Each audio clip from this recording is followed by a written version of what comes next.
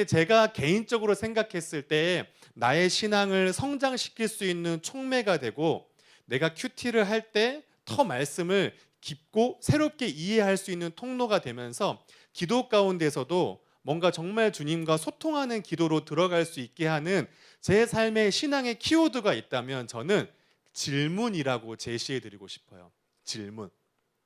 왜냐하면 우리는 우리 교회에서는 특별히 또 타지에서 이 학창 시절을 보내신 분들도 많이 계시지만 이 한국 사회에서 교육의 시스템 속에서 자라오신 분들, 또 한국의 교회에서 신앙을 배워오신 분들의 우리의 보편적인 사람들의 어떤 신앙이 형성되는 방식은 이 귀에서 들어가지고 배우고 외운 대로 신앙이 조금은 경직되게 형성되는 분위기가 우리 안에 많이 있거든요. 그래서 말씀에 대해서 질문을 던지거나 하나님의 성품과 신실하심에 대해서 질문을 던지고 그 질문 속에서 스스로가 답을 찾아가는 과정보다는 어떤 목사님이나 전도사님, 어떤 성경 교사 혹은 설교집이나 책에서 가르쳐 주는 대로 학습하고 그것을 회귀하면서 정의하는 것에 우리는 익숙한데, 생각해 보면 이 질문이라는 주제는 내가 하나님을 더 깊게 이해할 수 있는 통로, 나의 신앙이 더 하나님의 더 새로운 세계로 나아갈 수 있는 촉매가 된다라고 저는 생각이 들어요. 저는 요즘에 제 스스로에게 하루에 2가지씩 질문을 던집니다. 매일 밤에 2가지 질문을 제가 스스로 질문을 만들어가지고 저한테 그 질문을 던지고 그 질문에 답을 좀 적으면서 좀 요즘에 하나님과 좀 관계를 맺고 있는데, 여러분들도 이 신앙생활을 하고 말씀을 듣고 하는 데 있어서 스스로가 한번 질문을 던져봤으면 좋겠어요. 근데 왜 이렇게 제가 이 말씀을 시작하냐면, 저는 오늘 본문도 이렇게 살아야 된다, 너 이렇게 해야 된다라는 어떤 우리에게 주는 어떤 명령과 권면들이 분명히 있지만, 그것보다 조금 더 한번 이 말씀이 우리에게 던지는 질문이 있다는 생각이 들거든요. 그 질문을 한번 생각해보고 그 질문에 대한 대답을 좀 우리 함께 찾아가 봤으면 좋겠습니다.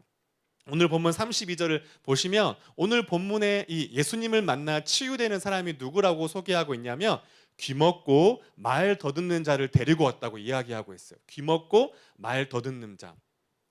우리가 이 귀먹고 말 더듬음을 어떻게 한번 적용해 볼 수 있을까요?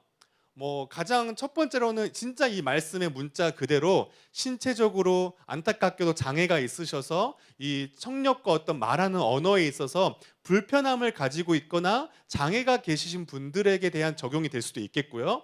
가장 대표적인 것은 영적인 거죠. 우리가 영적으로 귀가 먹고 말 더듬는 부분들을 우리가 적용해 볼 수 있을 것 같아요. 그런데 어떤 우리의 육적으로나 영적으로 적용해 볼 수 있지만, 저는 이 귀 먹고 말 더듬음을 어쩌면 가장 우리의 삶에 실제적이고 우리의 관계에 가장 깊은 영향을 끼치는 대화라는 주제로 가장 첫 번째 질문을 던져보고 싶어요.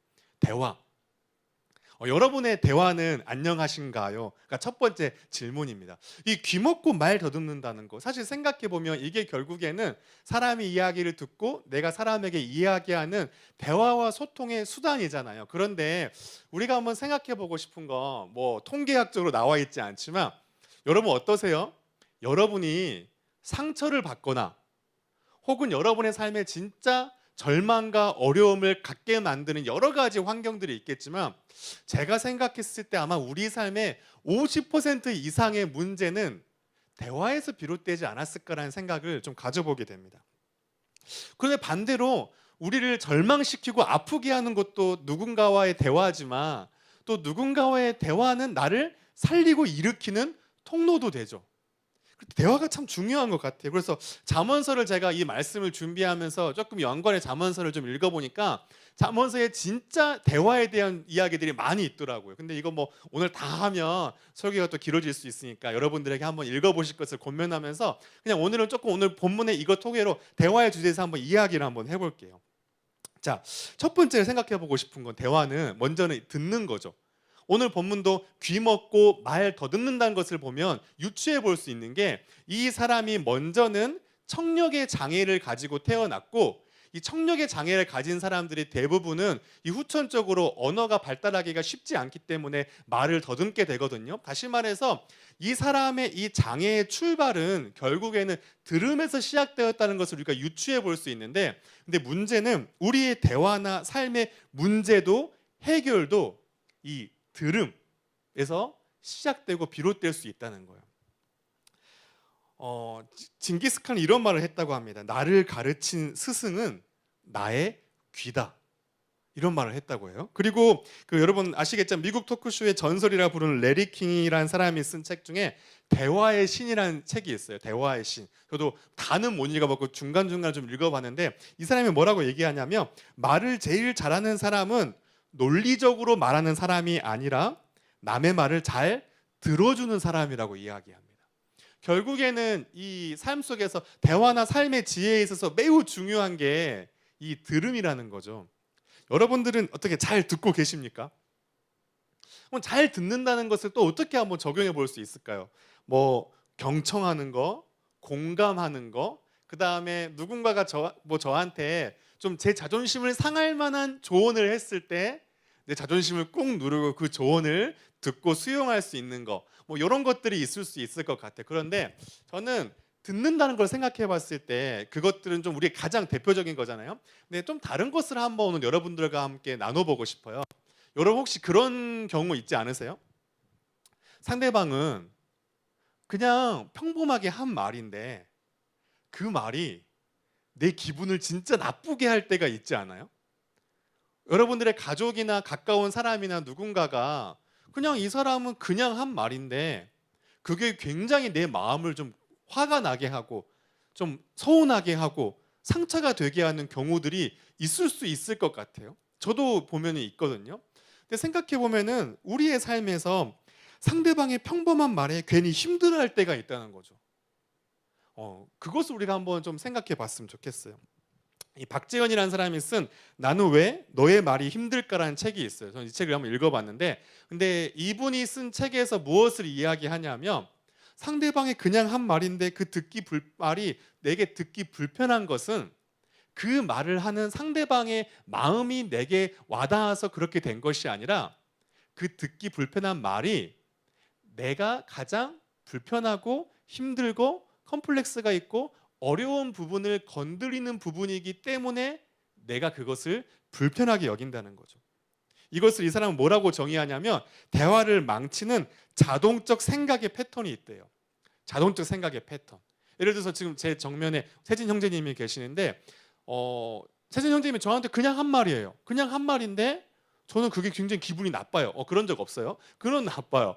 근데 그 이유는 뭐냐면 세진 형제가 저한테 그 말을 건넨 그 마음이나 동기나 의도를 제가 헤아리는 것이 아니라 자동적 생각의 패턴으로 세진이는 전혀 알지 못했지만 그 말이 저의 성장의 배경이나 저의 어떤 자존감이나 저의 내면에서 있었던 저의 어떤 아픔이나 어려움을 건드리고 저의 약한 부분과 연결되기 때문이죠.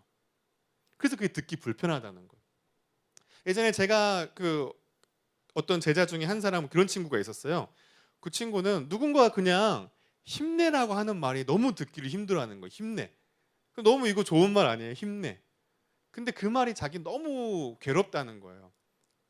근데 그 이유가 뭔지 같이 한번 생각을 해보면 누군가는 진짜 격려하고 위로하기 위해서 힘내라고 했지만 그 친구 안에서는 사람의 내가 약해 보이고 뭔가 내가 나약해 보이는 모습 속에서 스스로의 어떤 자존감의 부분이 건드려서 그 말이 너무 힘들었던 거였거든요.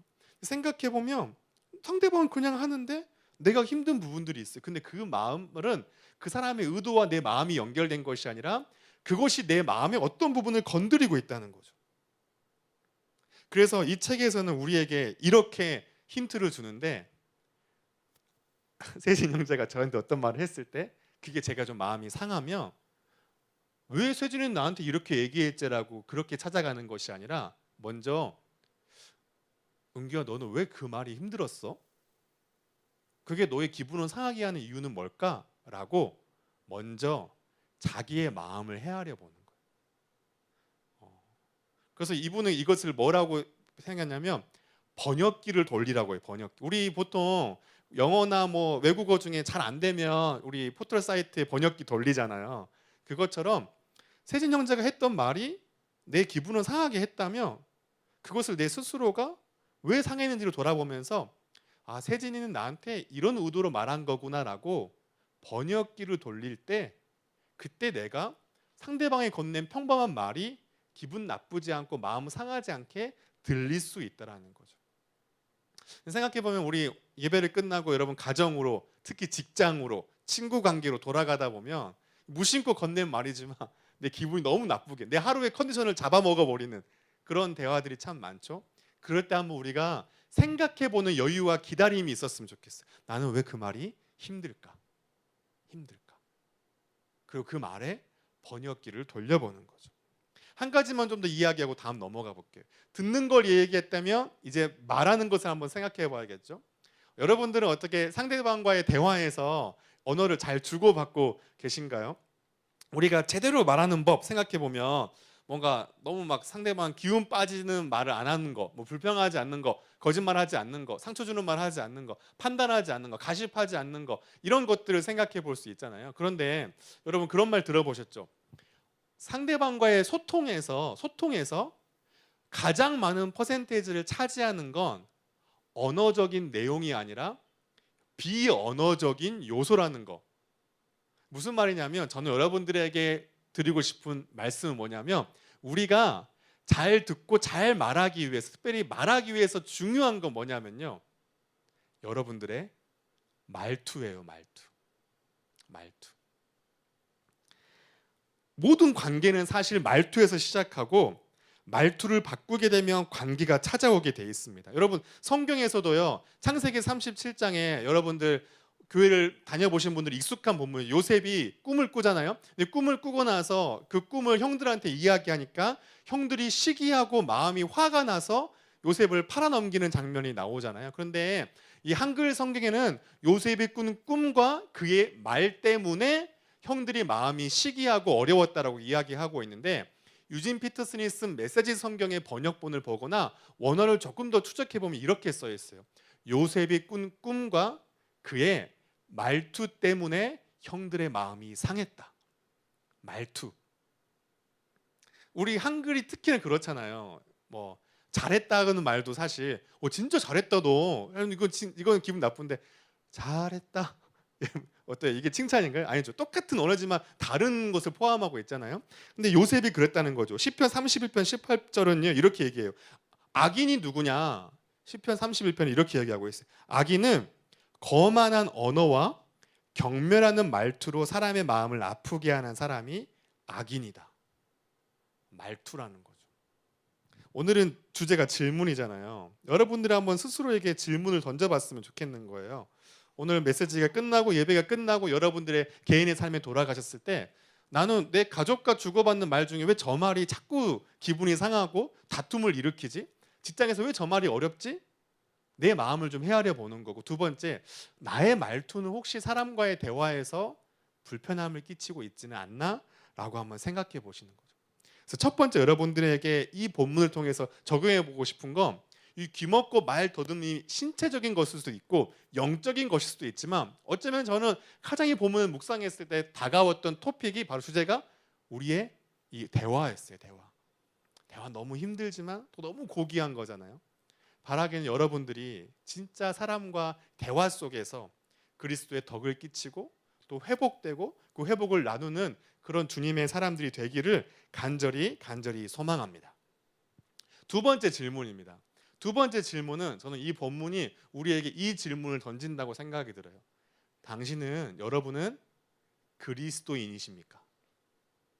당연하죠. 저 교회 다니고 예수님 믿고 영접도 했고 신앙의 체험도 있고 저 교회에서 직분도 맡았고 봉사도 하고 저 세례 입교 다 했는데요. 이거 굳이 지금 저 전도하는 겁니까? 라고 생각될 수 있지만 한번 저의 이야기를 잘 한번 따라와 보셨으면 좋겠습니다. 오늘 본문 32절은 사람들이 귀먹고 말 더듬는 자를 데리고 예수께 나와 안수하여 주시기를 간구했다고 이야기하고 있어요. 근데 여기서 여러분 보고 싶은 게 귀 먹고 말 더듬는 거였잖아요. 그런데 여기서 이 말 더듬다는 이 헬라어가 신약 성경에서 유일하게 여기에만 쓰인 단어가 쓰였거든요. 근데 이게 특이한 단어가, 이 단어가 어디에 또 쓰였냐면 구약 성경에 이사야서 35장에 또 쓰였어요. 그래서 이게 연결된 본문이거든요. 이사야서 35장은 뭐라고 우리에게 이야기하냐면 이렇게 얘기하고 있어요. 하나님이 오사 너희를 구하시리라 하라.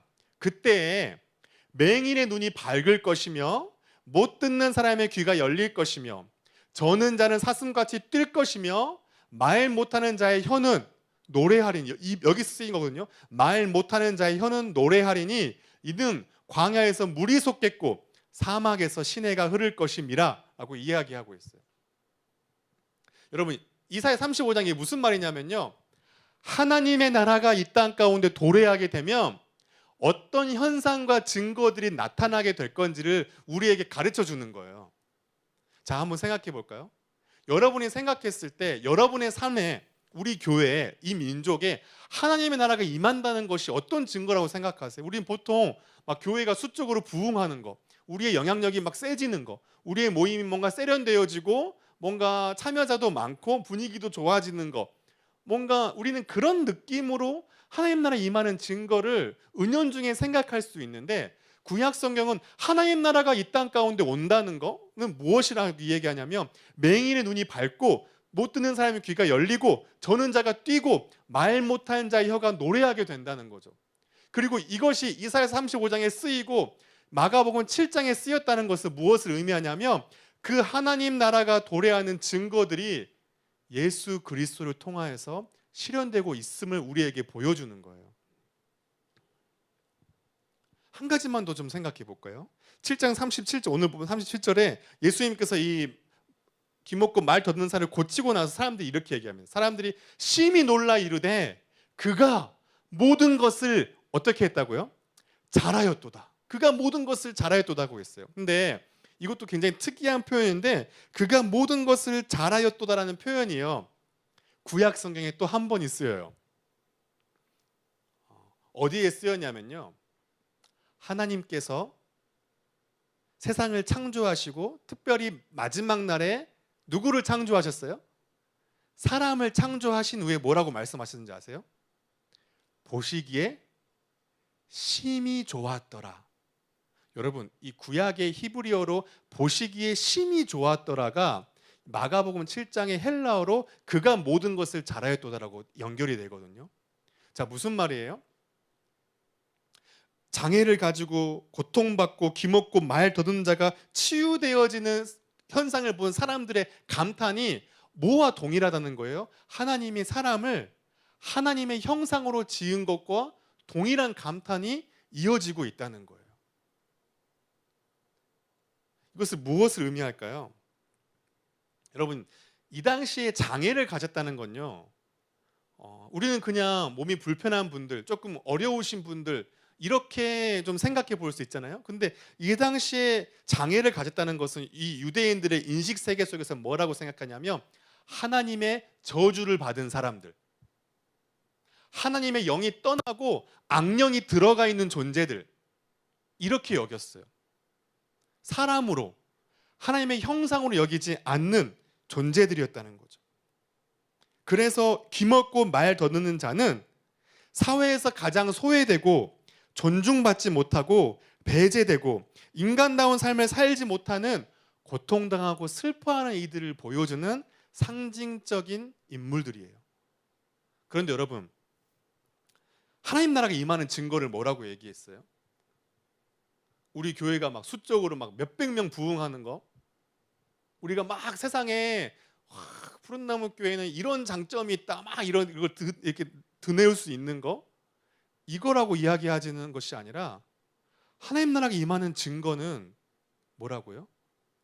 가장 소외되고 인간다운 삶을 살지 못하고 고통받고 슬퍼하는 이들이 하나님의 형상으로 받아들여지는 게 하나님 나라의 가장 대표적인 증거라는 거예요.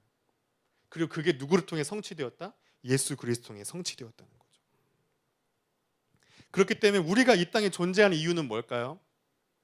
우리가 이 땅에서 우리 하나님 나라 많이 이야기하는데 하나님 나라가 우리 삶 가운데 임했다는 증거는 무엇일까요? 그것은 우리를 통하여서 고통받고 버림당한 영혼들의 삶에 새로운 세계가 열리는 거예요. 그들이 하나님의 형상으로 받아들여지는 삶을 살아가는 거예요. 얼마 전에 제가 비슷한 설교를, 이 내용은 아니지만 비슷한 설교를 저희 교회 청소년부와 나눴어요.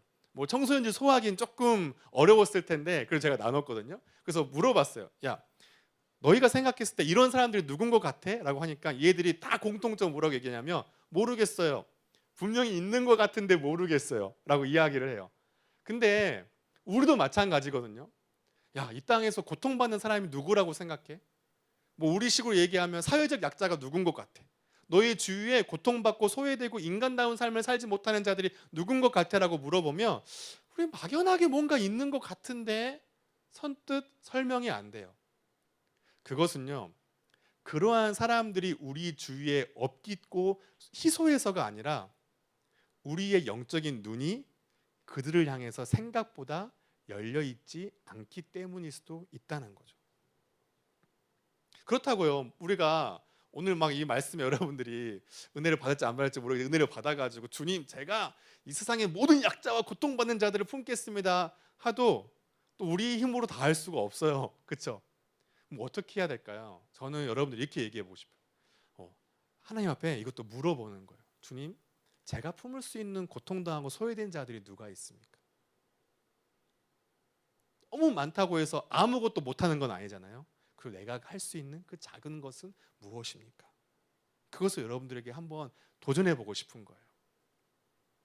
제가 왜 이 이야기를 이렇게 장황하게 하냐면요, 아까 목사님께서 찬양인도 하시면서 말씀해 주셨지만 대림절이잖아요. 기억하실지 모르겠지만 지난주 설교의 포인트는 우리의 고통 속에 찾아오신 예수였어요. 그렇죠? 대림절은 결국에는 이 땅에 오실 그리스도를 소망하는 건데, 그러면 우리가 한번 생각해 보고 싶은 건 이 땅에 오신 예수 그리스도는 어떤 삶을 살았는지를 한번 같이 한번 좀 생각해 봤으면 좋겠어요. 예수님 어떤 삶을 살았을까? 대림절을 맞아서 한번 좀 생각해 봤으면 좋겠습니다. 자, 첫 번째, 예수님의 육신의 어머니는 누구죠? 마리아였죠. 어머니 마리아가 예수님을 어떻게 품게 되었습니까? 일반적인 방식이 아니라 무엇으로 잉태했죠?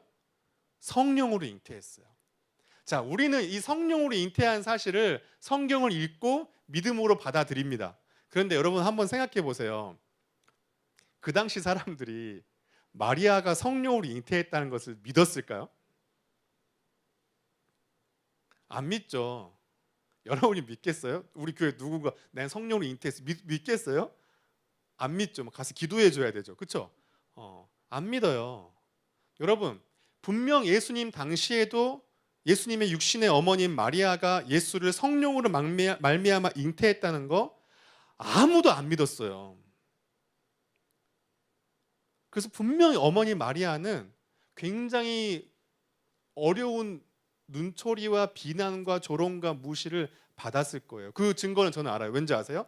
예수님이 탄생을 어디에서 했냐면 베들레헴에서 했잖아요. 근데 그 베들레헴으로 가게 된 연유가 뭐냐면 그 당시 헤롯 왕이 호적 등록을 하라고 했어. 호적 등록을 하라. 그래서 이제 아버지 요셉과 어머니 마리아가 이 만삭의 몸을 이끌고 그 먼 길을 떠나서 베들레헴에 가서 호적 등록을 하고 거기서 마구간에서 예수님이 나온 거잖아요. 근데 이 유대에서요, 여러분들 호적 등록하러 갈 때는요 남자만 가요. 가장이 남자만 가게 돼 있어요. 생각해 보세요. 남자만 가도 될 일을, 그 먼 길을 만삭의 여인이 남편을 따라서 갔다는 건 무엇을 유추해 볼 수 있을까요? 사람들의 말과 비난과 조롱과 이게 너무 힘든 거죠. 그러니까 그 만삭의 몸을 이끌고 어머니 마리아가 그 길을 간 거 아니겠습니까? 여러분, 지금으로 치면 뭐라고 얘기할 수 있을까요? 예수님의 어머니 마리아는 지금으로 치면 미혼모 취급을 받았죠. 그래서 태어난 곳이 어디였어요? 마굿간이었어요. 마굿간.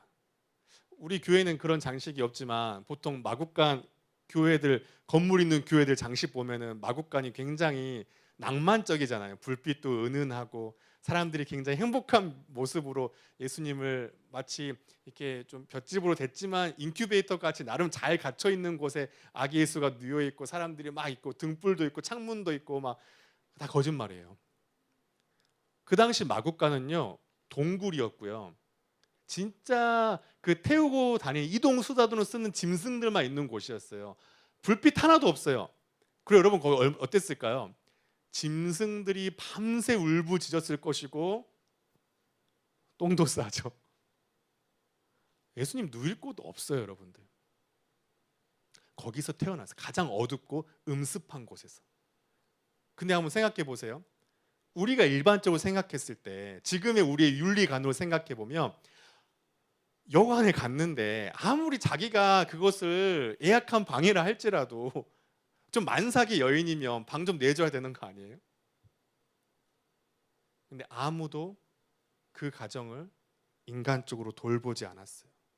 혹독한 공경 속에 도움의 요청이 거부당한 이들로 예수는 가장 어두운 곳에서 태어났어요. 그 탄생을 누가 처음 봤는지 아세요? 여러분, 예수님 탄생하고 누가 처음 예수님 탄생을 보러 왔어요? 우리는 그 애기들 태어나면 할아버지 할머니들 막 이모 삼촌들 와가지고 막 와, 참 이쁘다 막 하잖아요, 그렇죠? 누가 보러 왔어요? 목동들이 보러 왔죠. 근데 우리는요 이 목동의 개념이 다윗에게 맞춰져 있어가지고 여호와 나의 목자시니 막 맞춰 있으니까 목동하면 굉장히 뭔가 낭만적이고 뭔가 젠틀하고 뭐 이런 느낌이잖아요. 근데 이 당시 유대 사회에서 이 목자들은요 가장 못난 바닥 인생으로 취급받았어요. 뭐 일반적으로 적용할 수 없지만 쉽게 이야기하면 불량배들의 직업으로 취급받던 것이 목동이었어요. 예수님의 탄생을 로마의 황제나 헤롯 왕이나 고작들이나 귀족들, 고위 관리들, 잘 사는 부자들이 와서 찬미한 것이 아니라 그렇게 사람들이 싫어하고 미워하는 이들이 찾아왔어요. 태어나자마자 헤롯이 죽여버린다고 했어요. 그래서 그 칼을 피해서 어디로 갔죠? 애굽, 이집트로 망명을 갔어요. 지금으로 치면 뭐라고 이야기할 수 있을까요? 외국인 노동자나 난민으로 이야기할 수 있죠. 그러면서 예수님은 어디서 주로 사역하셨죠? 갈릴리 촌구석에서 사역을 하셨죠. 유대 문헌을 보면 갈릴리를요, 이거 제가 지어낸 말이 아니라 유대 문헌에서 갈릴리를 뭐라고 정의하고 있냐면 이렇게 써놨어요. 제가 그대로 읽어드릴게요. 갈릴리는 빈민굴 우범지대이고 당대 최악의 주거지이다. 여러분, 예수님이 예루살렘 도성 큰 길에서 화려하게 사역하신 것이 아니었어요. 예수님의 직업은 뭐였죠? 목수라고 우리 보통 알고 있죠. 근데 이 목수일 수도 있고 아닐 수도 있어요. 근데 이제 우리가 보통 목수라고 그 단어 해석을 하는데 중요한 건 뭐냐면 목수라고 생각했을 때 지금식으로 이야기하면 뭔지 아세요? 비정규직 노동자예요. 비정규직 노동자. 근데 예수님이 얼마나 가난했냐면요. 알 수 있는 특징이 있어요. 예수님이 명절에 성전에 가가지고 제사를 드리거든요. 근데 예수님이 명절에 제사를 드릴 때 무슨 제물을 드렸는지 아세요? 비둘기를 드렸어요. 비둘기. 여러분, 어떨 때 비둘기 드리는 줄 아세요? 하나님이 너무 친절하셔가지고 구약의 율법에 원래는 양이나 소 이런 제물들을 가지고 제사를 바치게 되어 있었는데 진짜 그런 제물을 바칠 물질도 없는 가난한 사람들을 위해서 너희들도 나를 예배하기 위해서 너희들은 비둘기를 바쳐라 했던 거예요. 예수님은 제물로 양과 소를 드릴 수 없을 만큼 가난한 집안이었습니다. 예수님은 어떻게 사역하셨죠? 자신의 사명을 가난한 자, 눈먼 자, 눌린 자 등 낙오자와 실패자를 치유하고 구원하기 위해 오셨다고 했고 예수님의 주요 만남의 대상은 창녀, 세리, 가난하고 병든 이들, 사회적으로 외면당하는 이들, 죄인 이런 사람들이었습니다. 마지막으로 가볼게요. 예수님 어디서 돌아가셨어요? 골고다 언덕에서 돌아가셨죠. 골고다의 뜻이 해골이라고 성경에 쓰여 있거든요. 근데 그냥 골고다라고 해서 여러분들이 그냥 느낌이 안 올 수 있지만 히브리서 13장을 보면 성문 밖에 있는 골고다 언덕이라고 나오고 있어요. 근데 이 당시 예루살렘의 그 성문 밖에 골고다 언덕은 어떤 곳이었는지 아세요? 우리는 그런 예수님의 고난을 상징하는 영화를 보면 뭔가 엄숙하고 막 장엄하고 이런 언덕으로 비춰지잖아요. 근데 그 당시 예루살렘 지역에서 골고다 언덕은요, 쓰레기 처리장이었어요. 쓰레기 처리장. 그래서 별명이 그 지역의 해골인 거예요. 우린 대림절을 보내고 있습니다.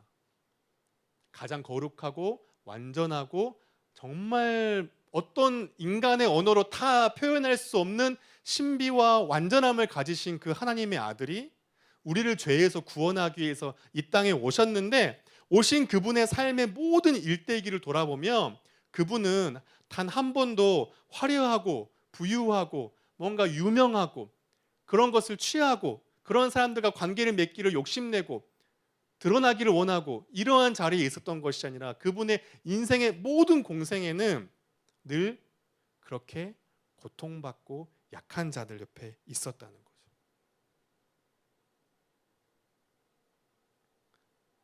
오늘 본문도 그렇지 않습니까? 오늘 본문이 예수님께서 7장 33절 34 이렇게 얘기하고 있어요.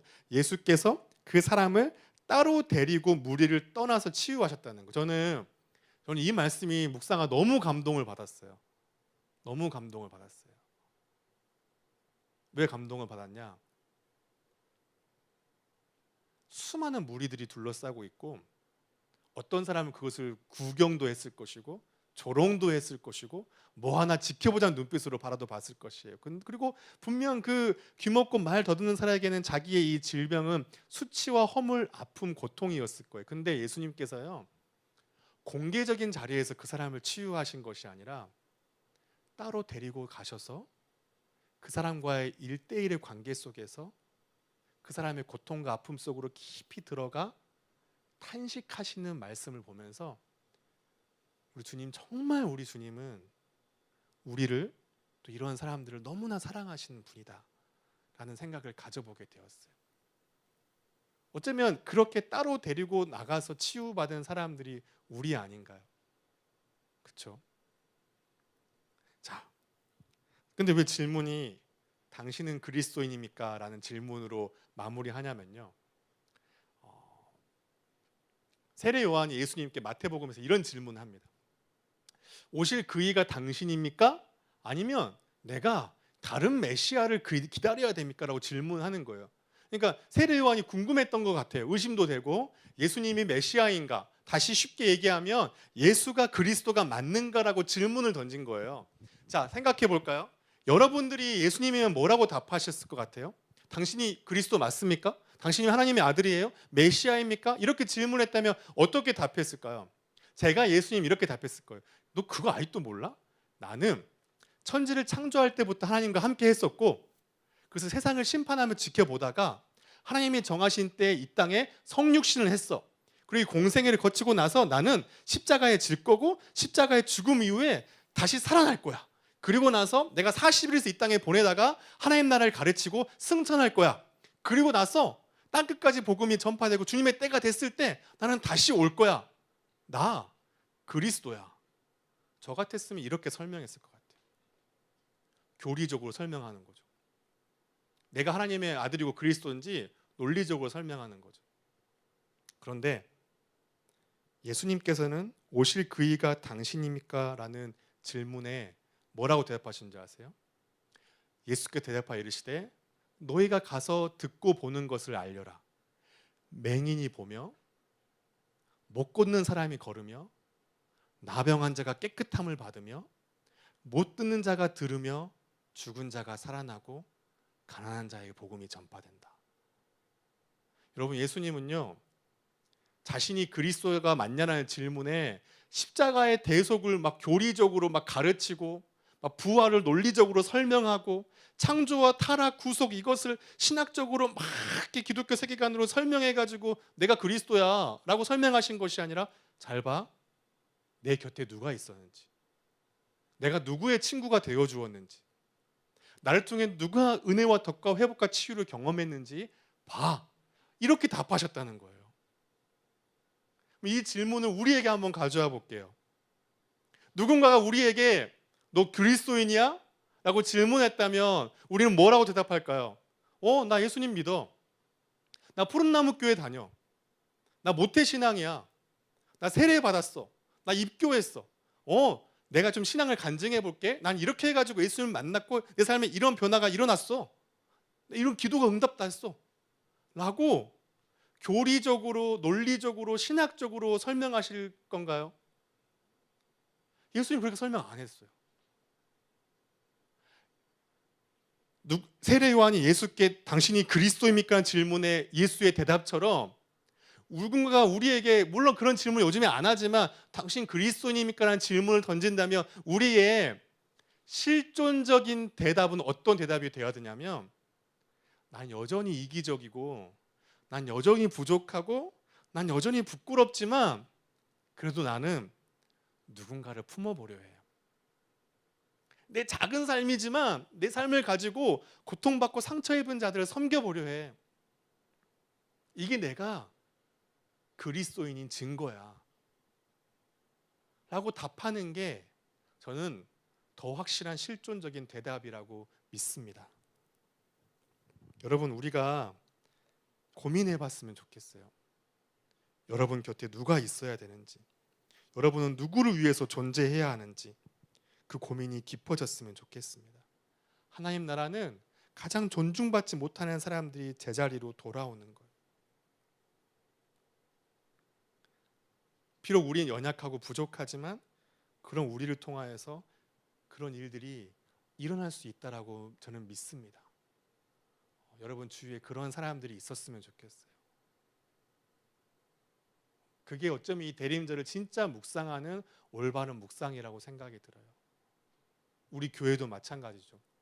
우리 교회도 드러나고 영향력을 끼치고 유명해지고 파워풀해지고 사람이 늘어나는 것도 그것도 하나님 일하신 증거예요. 그거 절대 부정하지는 않습니다. 하지만 저는 우리 푸른나무 청년교회의 자랑이 그렇게 세상적인 기준으로 유명해지는 것이 아니라 우리를 통하여서 이 빈 자리마다 고통받고 상처 있는 자들이 하나님을 예배하고 이들이 우리의 언어와 눈빛과 사랑을 통하여서 나도 하나님의 형상이구나 알게 되고 여러분 주위에 외롭고 우울하고 절망하는 자들이 여러분을 통하여서 위로와 격려를 얻는 사건들이 일어나는 그런 교회가 된다면 하나님은 어느 큰 교회보다 푸른나무 교회를 기쁘게 보실 거라는 생각이 들어요. 그럼 우리는 이런 질문을 가질 수가 있어요. 오늘 질문이 주제잖아요. 제 삶도 버거워요. 제 삶도 어려워요. 저 지금 물질적으로 지금 굉장히 어려운 상태예요. 제 처지가 말이 아니에요. 라고 하실 수가 있죠. 그런데 한번 생각해 볼까요? 제가 자신 있게 말씀드리건데 내 처지와 형편이 여유 있어서 그 사람을 섬길 수 있는 건 그거는요. 복음이 아니라 어쩌면 동정일 수 있어요. 그런데 내 처지와 형편이 어렵지만 내 것을 오늘 목사님 처음 말씀하셨던 오병이어처럼 내어드릴 때 그것은요. 그들도 살리지만 나도 살릴 수가 있어요. 여러분 누군가를 섬기는 거, 품는 거, 고통받는 자들과 함께하는 건 신앙이 대단한 사람, 여유 있는 사람, 다 갖춘 사람이 할 수 있는 게 아니라 오히려 진짜 더 아프고 힘들고 어려운 사람들이 해야 돼요. 왜냐하면요. 그게 그 누군가도 살리지만 여러분과 저를 살리는 가장 확실한 길이기 때문입니다. 저는 우리 교회가 여러분이 그런 청년, 그런 교회가 되었으면 좋겠습니다. 마지막으로 한 가지 질문만 더 하고 오늘 말씀을 마칠게요. 자, 오늘 사건이 일어난 배경을 7장 31절을 보시면 데가볼리라고 나오고 있어요. 오늘 우리가 읽었던 개역 개정은 데가볼리 지방을 통과하여라고 되어 있기 때문에 예수님이 그냥 데가볼리 지방을 지나서 어딘가에서 이 기적을 일으켰나 보다라고 생각할 수 있지만 이 쉬운 성경이나 원어를 보면 데가볼리 지방에 있는 곳에서 이 기적을 펼치셨다고 이야기하고 있어요. 다시 말해서 이 기적이 일어난 배경이 어디라고요? 데가볼리예요. 이 데가볼리에서 어떤 일이 일어났어요? 계속 보고 있는 32절이죠. 사람들이 귀먹고 말 걷는 자들을 데려왔어요. 근데 저는 이게 진짜 신기했어요. 뭐가 신기했냐면 사람들이 귀먹고 말 더듬는 자들을 데려왔다는 거예요.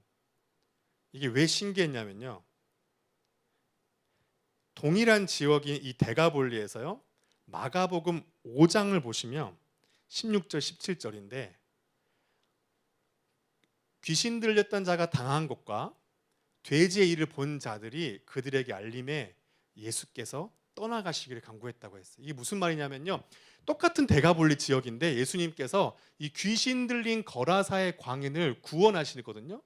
근데 구원하시면서 그 귀신들을 어디에 내보내시냐면 돼지떼들에 내보내요. 그러니까 이 마을 사람들이 자신들이 어쩜 물질적으로 풍요를 가져다 주었던 돼지떼들이 죽어버린 것이 너무 마음이 상하고 짜증나고 화가 나니까 예수님한테 떠나라는 거예요. 아니, 웃기지 않아요?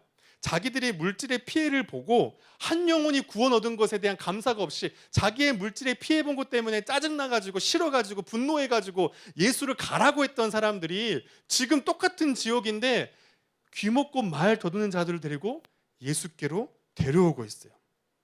그리고 이어지는 8장 1절을 보시면요, 그 무렵 또 다른 군중이 많이 모여들었다고 해서, 이게 어떤 장면이냐면 그 칠병이라고 이야기할 수 있는 오병이어의 2탄, 예수님의 말씀을 듣기 위해 수많은 무리가 군집했어요. 아니, 분명 5장에서는 사람들이 예수님을 떠나라고 했는데 한 영혼의 가치보다 내 물질의 피해가 더 크기 때문에 떠나라고 했는데, 지금 7장에 와서는 사람들이 그 아프고 고통받는 자를 예수께로 데려오고 있는 것뿐만 아니라 수많은 사람들이 말씀을 듣기 위해 예수님께 몰려들고 있어요. 아니, 대체 5장과 7장, 8장 사이에 무슨 일이 있었던 걸까요? 사실 그 사이 예수님께서 데가볼리 지역에 하신 게 없거든요. 근데요, 마가는요, 우리에게 힌트를 흘려요. 어떻게 힌트를 흘리냐면요, 5장 20절이에요. 같이 한번 읽어볼까요? 시작. 그가 가서 예수께서 자기에게 어떻게 큰 일 행하였는지를 데가볼리에 전파하니 모든 사람이 놀랍게 여기더라. 그 귀신 들렸던 광인 그 한 사람이 예수님으로 구원과 치유를 얻었어요. 그리고 나서 예수님께 그 사람이 뭐라고 하냐면 내가 주님과 함께 가고 싶습니다라고 하니까 예수님이 너는 여기 남아라 라고 얘기해요. 그러고 나서 그 사람이 어떻게 했냐면 자기에게 예수께서 어떤 일을 행하셨는지를 데가볼리에 전파했대요. 오늘의 성경은요, 이 7장과 8장에 사람들이 귀먹고 말던 자를 예수께 데려오는 사건과 말씀을 듣고 구원을 얻기 위해 수많은 무리가 주님께 돌아오는 그 사건 앞에 다른 어떤 배경을 설명하지 않고 있어요. 다만 마가는 우리에게 이야기해주고 싶어요. 뭘 얘기하고 있어요? 이 귀신 들렸던 광인 하나가 데가볼리의 복음을 전파했다.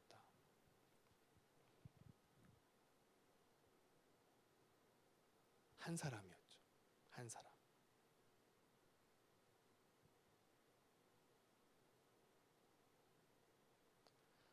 하나님의 복음과 은혜와 사랑을 경험한 그 진실한 한 사람이 얼마나 많은 일들을 이뤄낼 수 있는지를 우리에게 보여주고 있습니다. 예레미야 5장 1절은 우리에게 이렇게 얘기합니다. 너희는 예루살렘 거리로 빨리 다니며 그 넓은 거리 찾아보고 알라. 너희가 만일 정의를 행하며 진리를 구하는 자를 몇 사람이라도요? 10사람, 100사람, 1000명, 한 사람이라도 찾으면 내가 이 성읍을 용서하겠다고 약속하셨어요. 한 사람. 그런데 그 한 사람이 없어서 주님께서는 이 땅을 심판하셨던 거예요. 너무 시대가 어렵습니다. 너무 교회의 운명이 부정적입니다. 우리 여기서 희망을 노래하고 부흥을 외치지만 사실 한국 교회의 미래를 밝게 예견할 수가 없습니다. 우리에게 주어지는 객관적인 수치와 환경들은요, 더 어려워질 것이라고 이야기합니다. 어떤 교회를 떠나서 우리 민족과 사회는 정치, 경제, 사회, 문화, 교육, 가정 어느 것 하나 선한 것이 하나도 없습니다. 이러한 상황 속에서 우리는 사회를 탓하고 시대를 정죄하고 거기서 방관자의 입장에서 그냥 내 살 길만 찾는 그런 입장에서 있는 것이 아니라 하나님은 이 시대가 어떻든지 이 민족이 어떻든지 이 세계가 얼마나 많이 무너졌는지 그것보다 하나님의 관심은 어디에 있냐면 한 사람이 있냐는 거죠. 한 사람.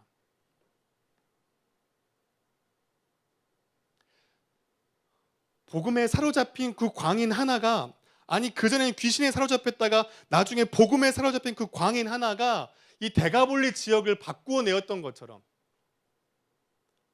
어쩌면 이 가운데 그렇게 하나님을 경험하고 내가 나의 가정과 직장과 세상 속에서 그런 길을 따라가기를 원하는 그 한 사람이 우리 가운데 나오게 된다면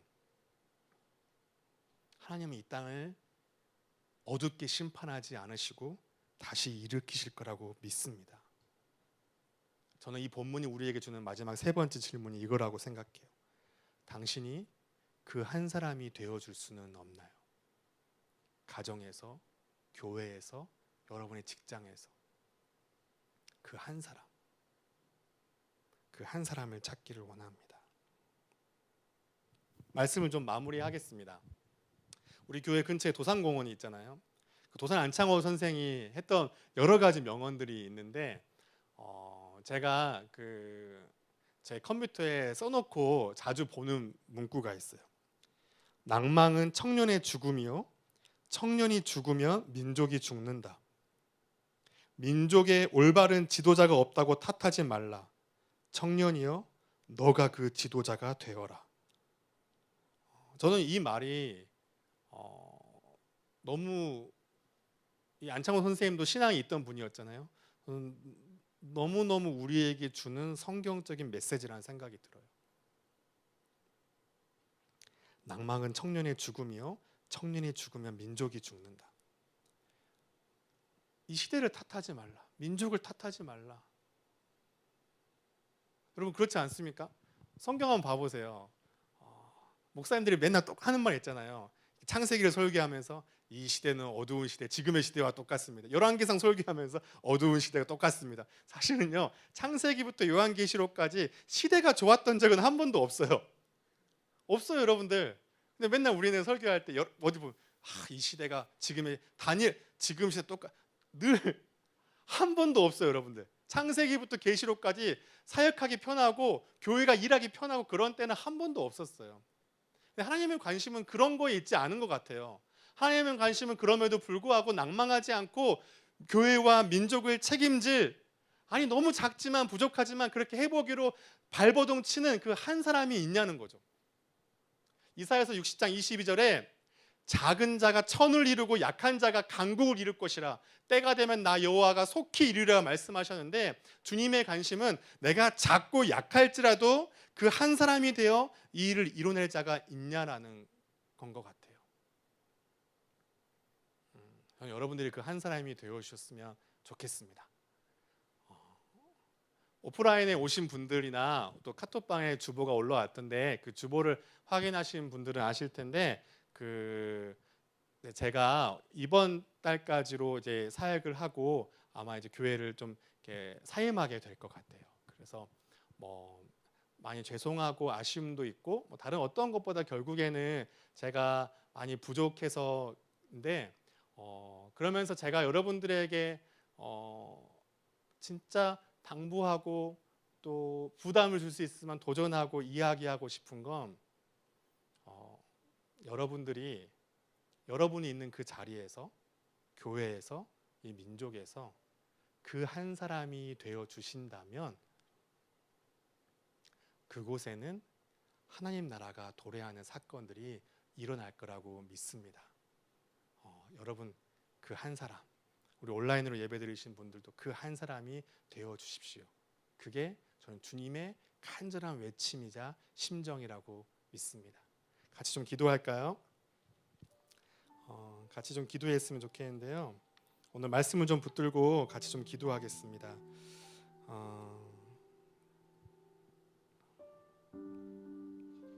예수님께서는 자신이 그리스도이심을 논리와 교리와 신학으로 설명한 것이 아니라 예수님 주위에 가난한 자, 눈먼 자, 눌린 자, 장녀, 세리, 가난하고 병든 이들, 사회적으로 외면당한 이들, 죄인들, 이런 이들과 예수께서 함께 하셨던 것이 자신이 메시아임을 증거하고 있습니다.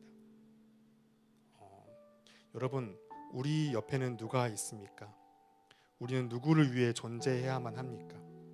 우리 교회는 지금 누구를 향하고 있습니까?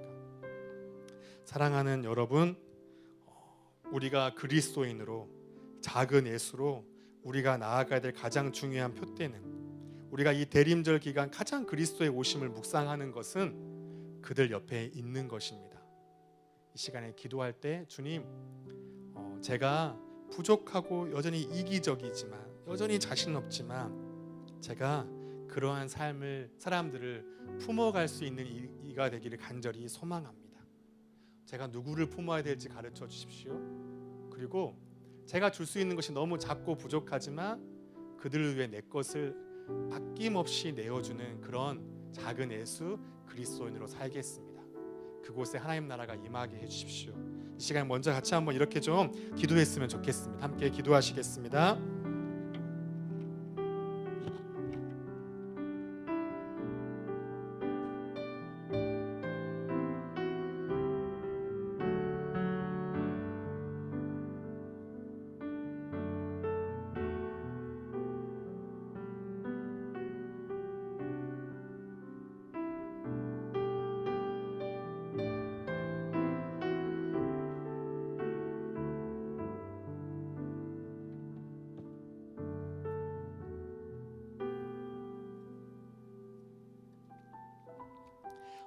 마지막으로 한 가지만 더 기도할게요. 저는 오늘 본문 속에서 주님이 우리에게 이렇게 질문하신다고 믿습니다. 여러분이 그 한 사람이 되어줄 수는 없습니까? 모든 것을 상품화 시켜버리는 이 경제 사회 속에서 한 영혼이 구원을 얻는 것에 기뻐하기보다 자신의 물질이 피해 입은 것에 화를 내며 분노하며 아파하며 예수를 내쫓았던 이들이 이 소외되고 가난한 자를 하나님의 작품으로 여기며 하나님의 형상으로 받아들이기 위해 예수께로 데려오는 이 사회의 변화, 이 세상의 변화, 이 교회의 변화는 그 한 사람에 있었습니다. 하나님이 찾으시는 것도 정의를 행하며 진리를 구하는 그 한 사람이라고 이야기하고 있습니다. 이 시간에 이렇게 기도했으면 좋겠어요. 주님, 제가 너무 자신이 없고 너무 작고 연약하지만 내 믿음과 감정 추스리기도 버거운 너무 그런 존재이지만 제가 그렇게 주님의 마음을 아는, 주님의 마음을 시원케 하는 그 한 사람으로 살아보고 싶습니다. 제가 그 한 사람이 되고 싶습니다. 저의 가정에서, 직장에서, 교회에서, 세상에서 제가 그 한 사람으로 살겠습니다. 그런 저의 삶을 받아 주옵소서. 이 시간에 같이 한번 그렇게 기도하며 나아가도록 하겠습니다. 함께 기도하시겠습니다.